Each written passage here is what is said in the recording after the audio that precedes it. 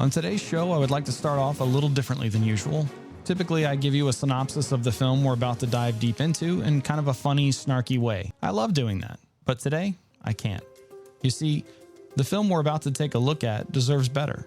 Not that humor doesn't transcend almost anything, but the serious nature and the power of today's film, Dead Poets Society, is just something I'm not quite comfortable with poking fun at. What I would like to do is take a brief moment to discuss why Robin Williams meant so much. Not to comedy, not to film or television, and not even as the genie in Aladdin. Williams did something that so few human beings have ever been able to achieve in such a short time on this planet. He truly, deeply, and powerfully made us look inside ourselves and learn to heal by laughing so hard that our tears weren't from sadness.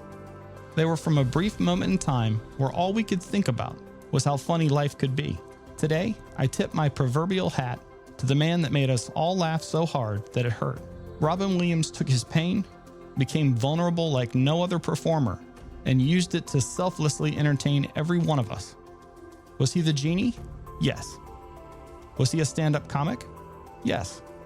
Was he John Keating, Adrian Cronauer, Armand Goldman, Mork from Ork, Teddy Roosevelt, Sean Maguire, and even Peter Pan? Yes, and so much more. Today, let's take a look at one of his most powerful and earlier serious performances in the film Dead Poets Society. But first, let's go through the 5 fast facts. And now for 5 facts about the making of Dead Poets Society. Fact 1. Robin Williams improvised many of his lines. While the script was written by Tom Schulman, who won an Oscar for it, Robin Williams brought his signature improvisational genius to many scenes, especially the classroom moments. The scene where Keating impersonates various historical figures during a poetry lesson was largely ad-libbed, showcasing Williams' comedic and dramatic range. Fact 2. The actors attended a real prep school for boot camp. To help the young cast bond and authentically portray students at a strict prep school, director Peter Weir enrolled them in a mock boot camp. They lived together and followed a strict schedule before filming began, building genuine camaraderie and tension that translated to their on-screen chemistry. Fact 3. Liam Neeson was once attached to play John Keating. Before Robin Williams was cast, actor Liam Neeson was initially considered to play the role of John Keating in an earlier version of the film. The project changed hands multiple times, and when Peter Weir came on as director, he pushed for Robin Williams, believing he could bring both humor and gravitas to the part. Fact 4. The iconic "Oh Captain, My Captain" scene was shot in one take. The emotional climax where the students stand on their desks to salute Keating was reportedly shot in a single take. The emotion was so real and raw that Weir decided not to do multiple versions. Many of the tears and reactions you see were genuine and unscripted. Fact 5. The cave scenes were filmed on a soundstage, not in a real cave. The romantic idea of the dead poets meeting in a shadowy forest cave adds a mythical tone to the film, but in reality, the cave scenes were shot on a soundstage. Lighting and sound challenges made filming in a real cave impractical, so the production team recreated the atmosphere with remarkable detail. Inspirational figures are rare in life. They're the teachers, mentors, or friends who see the world differently. They challenge us to rise above mediocrity and find our authentic selves. These people come into our lives not to give us all the answers, but to ignite the courage we need to ask the right questions. I've already discussed one teacher who encouraged me in grade 5 to keep writing and hone my craft, but there were others as well. Mr. Mooney, my 9th grade English teacher, was fresh out of college from William & Mary and ended up becoming just like one of us. He didn't talk down to us. Instead, he met us and related to us right where we were. But that's just one example, and I'm sure all of you listening today have a few of your own. That's partially what today's episode is about. So let's dive in. The 1989 film Dead Poets Society, directed by Peter Weir and starring the late Robin Williams as the unconventional English teacher John Keating, is a profound exploration of what happens when such a rare person dares to challenge the status quo. A role that was to become one of many where Williams displayed his incredible acting abilities through characters that, at once, felt rebellious and then revealed how they struck a chord with so many of us and challenged us to do the very same. The film also offers a sobering examination of the power parents wield over their children and the damage they can inflict when they try to live through them. At the heart of Dead Poets Society is the character of John Keating, a teacher who becomes a beacon of inspiration for his students at the conservative and tradition-bound Welton Academy. Keating's encouragement to make your lives extraordinary is more than a poetic catchphrase. It's a radical call to self-discovery. For his students, Boys who have grown up under the heavy expectations of elite education and rigid family structures, Keating represents a rare opportunity to think for themselves, to find their voices, and to explore their passions. This mirrors the experience many of us have when we encounter that rare, inspirational figure in our own lives. Whether it's a teacher, coach, mentor, or even a friend, these people often show up when we need them most. They recognize our potential when we may not see it in ourselves. They plant seeds of courage and critical thinking, sometimes simply by asking questions that others avoid. Keating does just that. He doesn't dictate what the students should believe. Instead, he opens the door for them to explore who they are and what truly matters to them.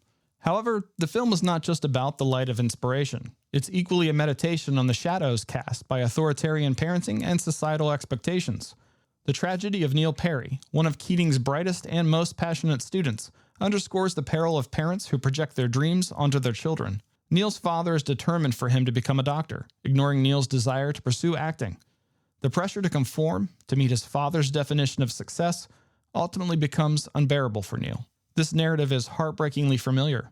Many parents, often with good intentions, try to shape their children's futures according to their own unfulfilled ambitions. They may believe they're offering guidance, but in truth, they can be robbing their children of autonomy and joy. Living vicariously through one's children can create emotional imprisonment, where the child is no longer pursuing a life of their own, but rather a script handed down to them.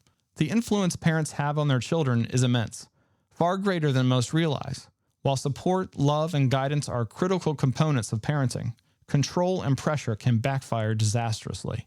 When children feel that their worth is tied to meeting expectations that are not their own, they may experience anxiety, depression, or, in the most tragic cases, lose all hope.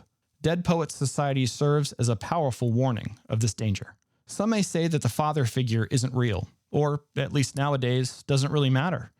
After all, so many people never even knew their fathers, or had fathers that either left and abandoned them, or were less than ideal in their treatment of them. But let me posit an idea for just a moment, so bear with me. What if the term father figure didn't have to be your biological father? What if, like my father-in-law, it was a grandfather? What if a boy had someone else to look to for the understanding of what it meant to be a man? A real man. A man that loves his wife, his family, and would sacrifice anything to keep them safe, fed, and, maybe in the darkest of times, help them learn to laugh through the adversities. Father figures are real, and the idea, even if it's faded some from the public perception, it's still very much alive. What fathers, potential fathers, expecting fathers should all know is that the young man that looks up to you, whether he's related to you by blood, adopted, or just a young man in need of some guidance and direction, is a responsibility unlike any other. It's a privilege, and one that shouldn't be taken lightly. You hold a part of their future in your hands. You can either work with them to understand them and encourage them, or you can close your fists and crush something within them that may never be whole again. Fatherhood and father figures are sorely undervalued nowadays. There are reasons why, but that's not what we're here for today. Williams's character of John Keating challenges not only his students, but also the broader societal and familial structures that dictate who they should be. He asks them to think independently, to live deliberately, and to pursue lives of purpose, not simply achievement. In doing so, he disrupts the carefully curated world their parents and school have built for them. The pushback against Keating, culminating in his dismissal, is a testament to how threatening true inspiration can be to systems that rely on control and conformity. Yet even in his forced departure, Keating's impact lingers. The final scene, where the students stand on their desks in silent tribute, shows that once a mind has been awakened, it can't easily be silenced. The seeds of inspiration, though invisible, are powerful and long-lasting.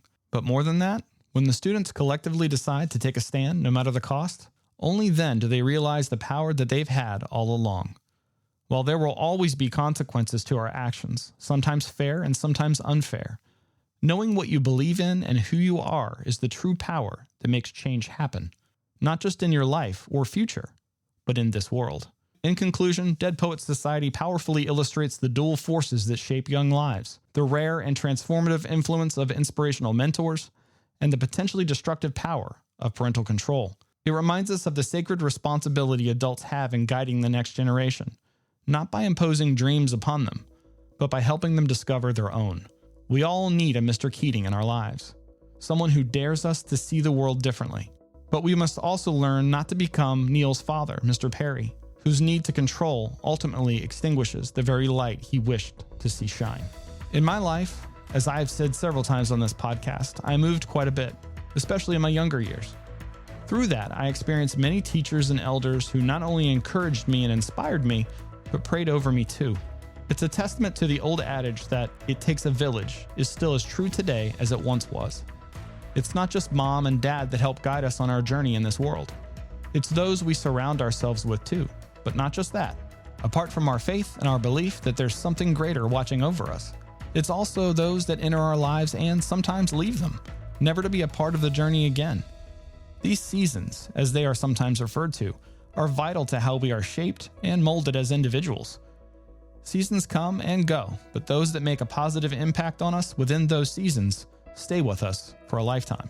This week, as school is starting to wrap up for the summer and school buildings begin to empty for the semester, break out some sharpened pencils with fresh erasers, squeak your sneakers on a polished parquet floor, and sit at your one-piece desk and chair. Take in the sights and sounds and smells of the classroom when no one else is there, and remember the feeling you once had when you didn't quite know what would come after school, and maybe, at that time, you weren't yet worried about it. Today, experience Dead Poets Society. Share it with your teens and talk about it afterwards. You might be surprised what you both learned along the way. After all, great movies have a funny way of shaping us too. Thank you for listening today. As always, watch films deeper, listen closer, and search for a deeper meaning than what's on the surface. I'll see you next time.